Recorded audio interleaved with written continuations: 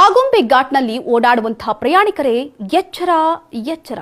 ಮುಂಗಾರು ಮಳೆ ಹಿನ್ನೆಲೆ ಮುನ್ನೆಚ್ಚರಿಕೆ ಕ್ರಮವಾಗಿ ಆಗುಂಬೆ ಘಾಟ್ನಲ್ಲಿ ಭಾರೀ ವಾಹನಗಳ ಸಂಚಾರವನ್ನ ನಿಷೇಧಿಸಿ ಜಿಲ್ಲಾಧಿಕಾರಿಗಳು ಆದೇಶವನ್ನ ನೀಡಿದ್ದಾರೆ. ಹೌದು, ರಾಜ್ಯದಲ್ಲಿ ಮುಂಗಾರು ಮಳೆಯ ಆರ್ಭಟ ಜೋರಾಗಿದ್ದು ರಸ್ತೆಗಳಲ್ಲಿ ಗುಡ್ಡೆ ಕುಸಿತ ಹೆಚ್ಚಾಗ್ತಾ ಇದೆ. ಹೀಗಾಗಿ ಭಾರೀ ವಾಹನಗಳು ಪರ್ಯಾಯ ಮಾರ್ಗದಲ್ಲಿ ಸಂಚರಿಸುವಂತೆ ಸೂಚನೆಯನ್ನ ನೀಡಿದ್ದು ಜೂನ್ 15ರಿಂದ ಸೆಪ್ಟೆಂಬರ್ 30ರವರೆಗೆ ಭಾರೀ ವಾಹನಗಳ ಸಂಚಾರವನ್ನ ನಿಷೇಧಿಸಲಾಗಿದೆ.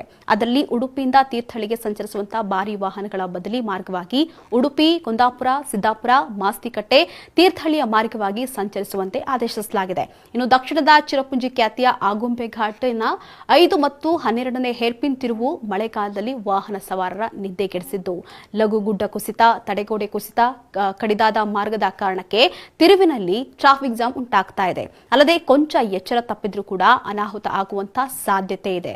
ಅಲ್ಲದೆ ಮಾಲ್ಪೆ, ತೀರ್ಥಹಳ್ಳಿ, ಆಗುಂಬೆ ಘಾಟ್ನ ಕಡಿದಾದಂತಹ ತಿರುವುಗಳು ವಾಹನ ಚಾಲಕರಿಗೆ ದೊಡ್ಡ ಸಮಸ್ಯೆಯಾಗಿದೆ. ಯಾಕಂತ ಹೇಳಿದ್ರೆ ಘಾಟಿಯ ತಡೆಗೋಡೆ ಕೆಲವೆಡೆ ಕುಸಿತಿರೋದು, ಹಾಗೆ ಮರಗಳು ಬೀಳುವ ಹಂತದಲ್ಲಿರೋದು ಹಾಗೂ ಸೈಡ್ ವಾಲ್ಗಳು ಹಾಗೆ ತಡೆಗೋಡೆಯೇ ಇಲ್ಲದಿರುವುದು ಭೀತಿಯನ್ನ ಹುಟ್ಟಿಸ್ತಾ ಇದೆ. ಇನ್ನು ಹೀಗಾಗಿ ಜನರು ಎಚ್ಚರಿಕೆಯಿಂದ ಇಲ್ಲಿ ಓಡಾಡಬೇಕಾಗಿದೆ.